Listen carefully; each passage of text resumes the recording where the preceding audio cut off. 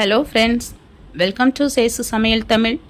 இன்றைக்கி நம்மளோட சேனலில் ரொம்பவே டேஸ்டியாக இருக்கிற மாதிரி ஒரு சிக்கன் குழம்பு ரெசிபி தான் பார்க்க போகிறோம்.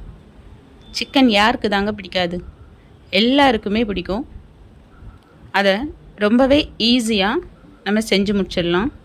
இது இட்லி, தோசை, சப்பாத்தி, சாதம் எல்லாத்துக்குமே ரொம்பவே அட்டகாசமாக இருக்கும். வாங்க, அதுக்கு முன்னாடி நீங்கள் இப்போ தான் நம்மளோட சேனலை ஃபஸ்ட் டைம் பார்க்குறீங்கன்னா நம்மளோட சேனலை சப்ஸ்கிரைப் பண்ணி பக்கத்தில் இருக்கிற பெல் ஐக்கானையும் கிளிக் பண்ணிவிடுங்க. வாங்க இப்போ வீடியோக்குள்ளே போகலாம். அதுக்கு நான் ஒரு சட்டியை அடுப்பில் வச்சுக்கிறேன். நான் இன்றைக்கி இந்த சிக்கன் குழம்பு மண் சட்டியில் தான் பண்ண போகிறேன். மண் சட்டியில் பண்ணும்போது அந்த குழம்போட சுவை இன்னுமே ரொம்ப அதிகமாக இருக்கும். அதுக்கு ஒரு 2 டேபிள் ஸ்பூன் அளவுக்கு நான் நல்லெண்ணெய் சேர்த்துருக்கேன். எண்ணெய் சூடானதும் அதில் ஒரு 1/2 ஸ்பூன் அளவுக்கு பெருஞ்சீரகம், 4 லவங்கம், அது கூடவே ஒரு துண்டு பட்டை, 2 ஏலக்காய், அப்புறம் சின்னதாக ஒரு பீஸு பிரியாணி இலை, இதை நான் பிச்சு சேர்த்துருக்கேன். இது பொரிஞ்சதும் ஒரு 3 வெங்காயத்தை பொடியாக நறுக்கி அதை சேர்த்து நம்ம நல்லாவே வதக்கி விட்டுக்கலாம். கொஞ்சம் அதிகமாக வெங்காயம் இருக்கிறதுனால அது வதங்குறதுக்கு கொஞ்சம் டைம் எடுக்கும்.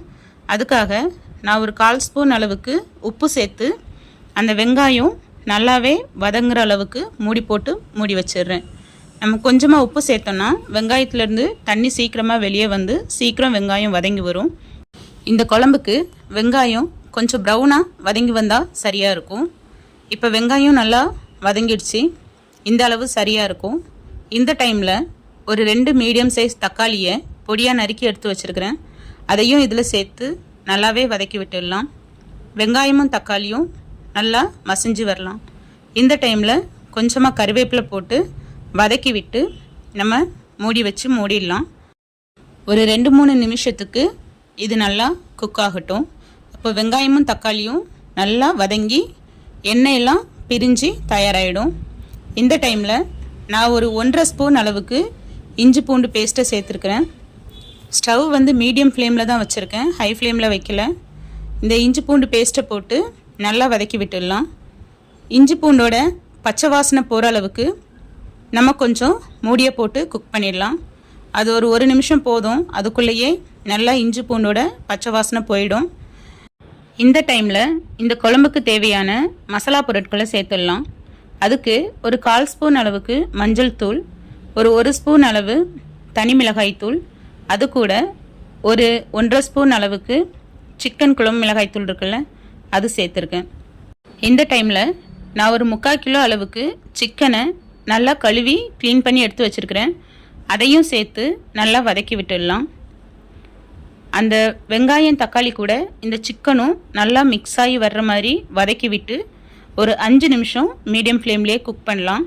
அதுக்கப்புறம் நம்ம தேவைக்கான தண்ணியை சேர்த்துக்கலாம். இப்போது சிக்கன் அந்த வெங்காயம் தக்காளி கூட நல்லாவே மிக்ஸ் ஆகிடுச்சு. இந்த டைமில் நம்ம இந்த குழம்புக்கு தேவையான தண்ணியை சேர்த்துக்கலாம். தண்ணியை சேர்த்துட்டு இந்த டைம்லேயே நான் இந்த குழம்புக்கு தேவையான உப்பை சேர்த்துக்கிறேன். ஆனால் கம்மியாக தான் சேர்த்துருக்கேன். லாஸ்ட்டில் வேணும்னா செக் பண்ணி எக்ஸ்ட்ரா சேர்த்துப்பேன். நம்ம ஃபஸ்ட்டும் ஒரு 1/4 ஸ்பூன் அளவு உப்பு போட்டிருக்கோம். ஏன்னா நம்ம கொதித்து தண்ணி கம்மியாகும். அதனால் உப்போட அளவு மட்டும் பார்த்து போடுங்க. கம்மியாக சேர்த்துட்டு லாஸ்ட்டில் கூட அட்ஜஸ்ட் பண்ணிக்கலாம். இப்போது மூடியை போட்டு ஒரு 15 நிமிஷத்துக்கு நல்லாவே கொதிக்க விட்டுடலாம். அப்போது சிக்கன் நல்லா வெந்து வரும். இப்போ ஒரு 20 நிமிஷம் போல் ஆயிருக்கு. சிக்கன் நல்லாவே வெந்து வந்துட்டுருக்கு. இப்போது இந்த குழம்புக்கு தேவையான தேங்காவை நம்ம அரைச்சிட்டு வந்துடலாம். இந்த தேங்காய் அரைக்கிறதுக்கு நான் ஒரு 2 பீஸ் தேங்காய், ஒரு வெங்காயம், ஒரு 1/2 ஸ்பூன் அளவுக்கு பொட்டுக்கடலை, ஒரு 1/4 ஸ்பூன் அளவுக்கு சோம்பு சேர்த்துருக்கேன். இதை தண்ணி ஊற்றி நல்லா நைஸ் பேஸ்ட்டாக நம்ம அரைச்சி எடுத்துகிட்டு வந்துடலாம்.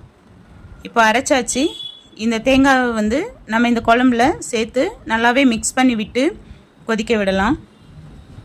நம்ம இந்த தேங்காய் ஊற்றும் போது அந்த குழம்போட சுவை இன்னுமே அதிகமாக இருக்கும். அதே போல் அந்த குழம்போட கன்சிஸ்டன்சியும் நல்லாயிருக்கும். இந்த தேங்காய் ஊற்றுனதுக்கப்புறமா ஒரு 5 நிமிஷம் நம்ம கொதிக்க விட்டால் போதும். இப்போ குழம்பு நல்லாவே ரெடி ஆகிட்டுருக்கு. சிக்கனும் நல்லா வெந்துடுச்சு. இந்த டைமில் நம்ம உப்பை சரி பார்த்துக்கலாம். உப்பை சரி பார்த்துட்டு அப்படியே கொஞ்சமாக கொத்தமல்லி இலைகளை தூவி விட்டு நம்ம ஸ்டவ்வை ஆஃப் பண்ணிடலாம். நம்மளோட சிக்கன் குழம்பு ரொம்பவே சூப்பராக தயாராகிடுச்சு. உங்களுக்கு இந்த ரெசிபி பிடிச்சிருந்ததுன்னா நம்மளோட சேனலை சப்ஸ்கிரைப் பண்ணுங்கள். தேங்க்ஸ் ஃபார் வாட்சிங்.